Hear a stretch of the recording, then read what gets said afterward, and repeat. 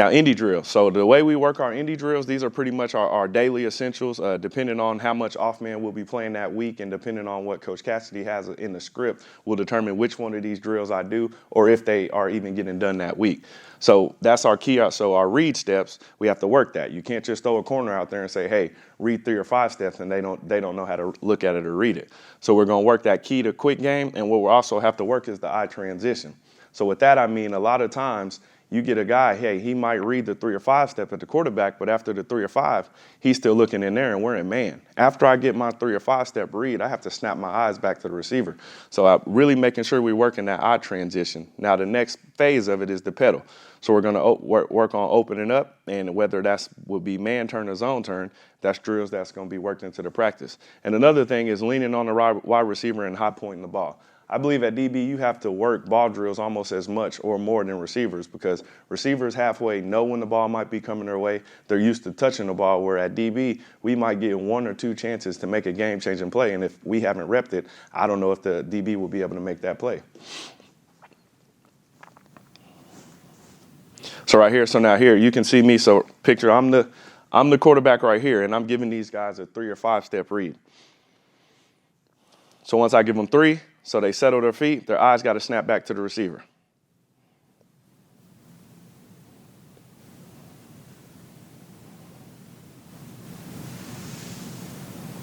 You see in this picture, I gave them 5. So they'll still take the read steps. This day we're working zone turn. So I'm working my zone turn, getting used to getting all my information from the quarterback.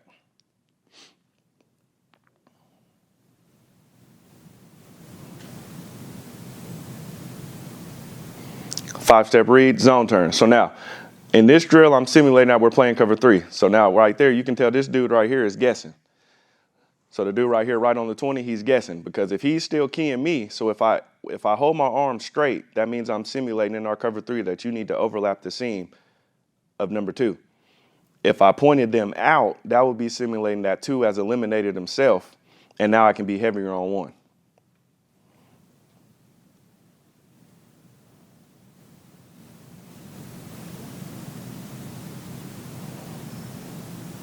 Good. So now in this picture right here, so what I'm simulating is, okay, we're playing cover 3 where at the time the ball is snapped, we have 2 receivers running 2 verticals. So now 2 has eliminated himself. He's either came out of my third, went into the middle of the field. So now I can play heavier on 1. So what I don't want my corners to do is just immediately turn it into a man turn and get in panic mode, and now we're playing with 9 players instead of 11. In our zone coverage, I want to have 11 players being able to rally to the ball. So right here in this picture, 2 has eliminated himself. So now I still have enough depth that I can stay zone turn, getting my information from the quarterback while getting over the top of number 1.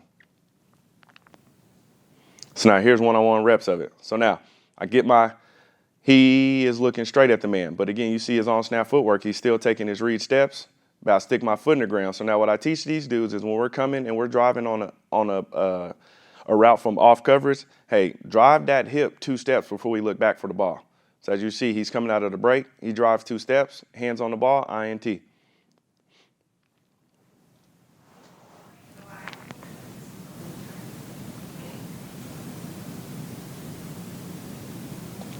Corner up top right here.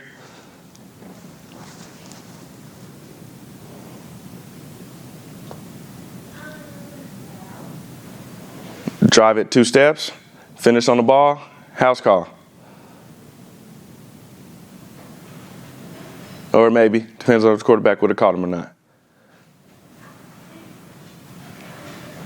All right, so now, another tech. So this is going into our press technique. So some people call it peer, some people call it pierce, some people call it read. Like, you got a bunch of different names from it.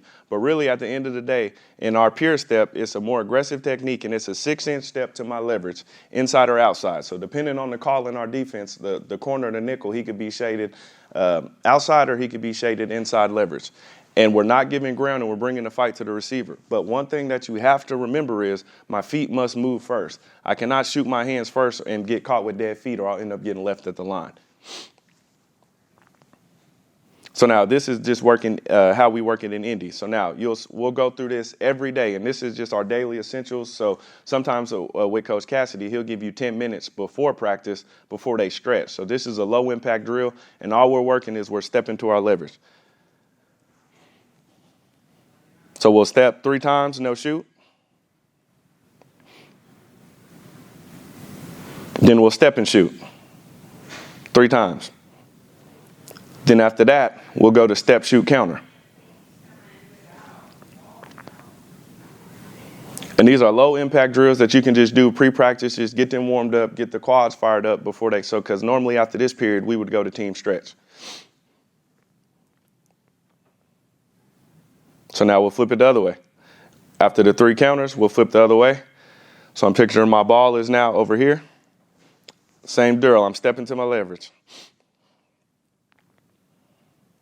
And now, like I'm telling this dude now, so all he was doing is halfway, he was just putting his arm up there. Like, you got to remember, these receivers that you're going against, their coach, they lift weights. So they're just not going to let you put a soft arm up there and think it's going to impact the release. You're really going to have to shoot your hand like you're throwing a jab. And I tell those dudes to aim for somewhere around the inside pit or on that chest so I can be able to hit something if I miss.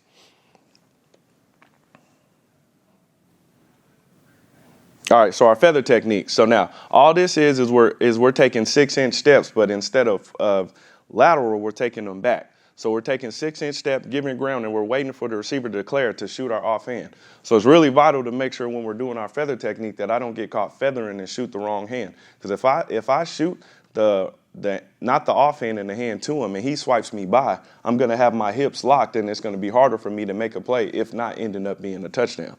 So this is typically a technique as a change-up for my longer guys. So my guys whose arms go below their knees, they're 6'2", 6'3", with long arms. Hey, God gifted you with those long arms. Use them. Put your hands on people. My smaller guys, say my nickel, or say I have a corner who's under 5'10", hey, he's going to prefer to feather because maybe he's not comfortable getting up there and getting hands on that receiver every time. So typically this is a technique as a change-up for my longer guys and a main technique for my smaller DBs. So as you can see in this drill right here, so really so you'll see, you can't see it, but I have a bag right here. So he's getting used to taking his 6-inch step back, and then I'll tell him what hand to shoot. So this is just the way we get used to those dudes shooting in feather. As we progress with this drill, as we get better at it, I'll give him a live body, and that receiver will declare left or right, and then it's important that he has to shoot that offhand.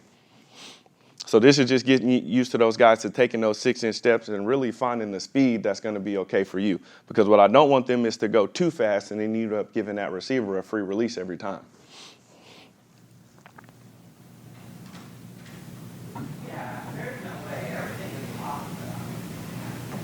So now so Coach Thrash, he was the receivers coach with me at Abilene Christian.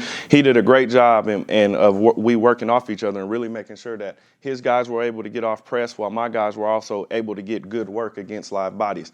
Because I don't care what anybody says, I can put my DBs up here, but they're not going to be able to give us the same look as, say, a receiver who's getting coached to get off the ball, to get off press, things of that nature. So I prefer to always kind of try to be in good graces with the receivers coach on the other side of the ball, because these drills help my corners significantly when it's time to press, feather, 2-hand jam, just really getting used to being comfortable in press and being at the line of scrimmage.